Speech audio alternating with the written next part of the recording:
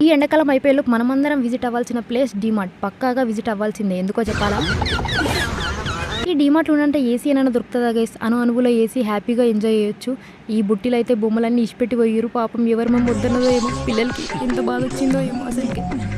ఇక్కడ చూస్తూ చూస్తూ నాకు ఈ గ్లాసెస్ చాలా నచ్చాయి. కొనుక్కుందాం అనుకున్నా. కాకపోతే నాకు తెలుసు ఎందుకంటే మా మమ్మీ ఇవి సెల్ఫ్‌లో పెట్టడానికి జస్ట్ డిజైన్ పర్పస్‌గా వాడుతది గానీ తీసి ఎప్పుడు తాగింది ఉండదు మాకు. ఎందుకు ఆ మాత్రం దానికి అని సైలెంట్‌గా సైడ్‌కి పెట్టేశాను గైస్.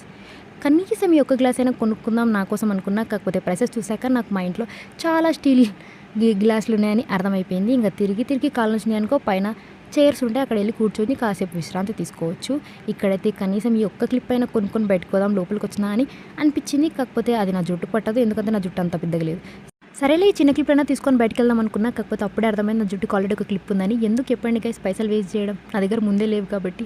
కాకపోతే ఒకటి చెప్పనా, ఇది నా జీవితాంతం కల గైస్. చిన్నగా ఉన్నప్పుడు మా మమ్మీ వాళ్ళని అడిగితే కొన్ని పైసలు లేవు ఎందుకు అని ఇప్పియలేరు. ఇప్పుడేమో ఇప్పించే స్టేజ్లో ఉంటే నువ్వు చిన్నపిల్లవి ఇప్పుడు ఎందుకు నీకు అంటారు గైస్. ఇది తప్పు కదా చాలా. నాకు కాకపోతే జీవితాంతం కల కొనాలని, కాకపోతే ఎప్పుడు కొనలేనే. ఇట్లాంటి బ్లాగ్స్ కావాలనుకుంటే సబ్స్క్రైబ్ చేయండి. అందరూ నా బ్లాగ్స్ చూస్తారు కానీ సబ్స్క్రైబ్ అయితే చేసుకుంటలేరు గైస్.